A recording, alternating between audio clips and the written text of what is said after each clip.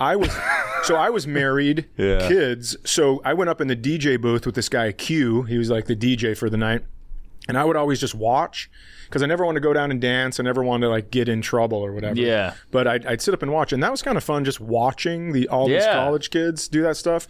But it could be tough. First time I ever worked, Katt Williams. Whoa, you work with Williams? I was supposed to. So Kevin Hart had that weekend. Okay. And then they had the same management or something, or maybe agent, but Kevin Hart had something to do. Katt Williams comes in, and they called me. They're like, "Hey, do you want to work with Kevin Hart?" And I'm like, "Yeah." And then they go, "He canceled." I go, "Then I'm going to cancel." And they go, "Nah, you might like this guy." So I go, fur coat.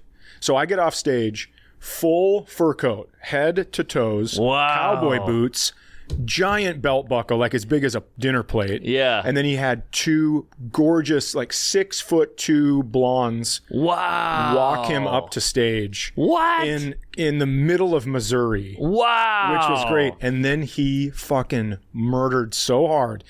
I think he's probably one of the only headliners I've ever worked with that I watched every single second of every single show. Wow. Yeah. Was it like a co-headline or you opened, I guess? I opened for him, because I thought I was going to be opening for Kevin Hart, and I knew he had all this success. I'm like, yeah, I'll come down and open for that, of course. And there's a Deja Vu? It was a Deja Vu, wow. Damn. Yep. Was it a black crowd? No. Interesting. It was still, Thursday night was college night, and then it was like half college, half townies, Friday and Saturday. And dude, he destroyed. And he had a cowboy hat. It was insane, but it was so fun to watch. I remember having one really good set there, and I remember one really bad one. I remember and Greg Warren hooked me up with Mizzou tickets. Sure. Oh, nice. Yeah, went to the football game. There you go.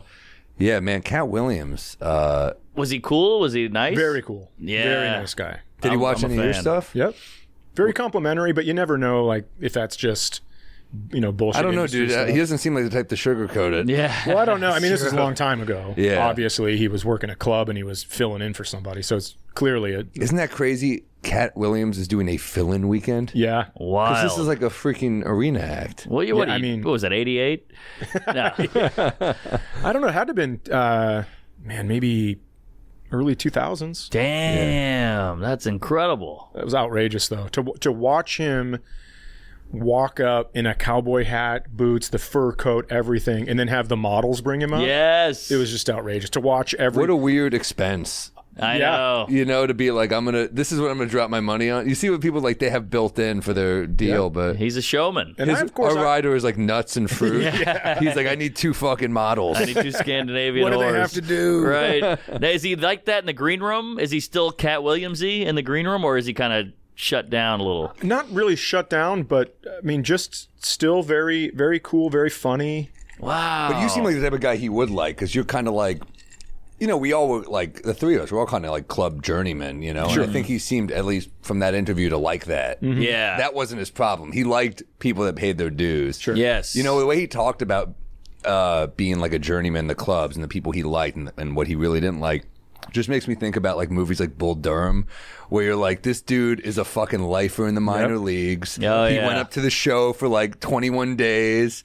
Like, there's something beautiful about like just being a lifer in the minor leagues, because you just fucking love it. Yeah. You're like, when we all started, like, there wasn't this type of success for stand-ups. It wasn't like this booming upper middle class. It was kind of like you were like Jim Carrey, or you were like a fucking bottom of the road headliner, you know?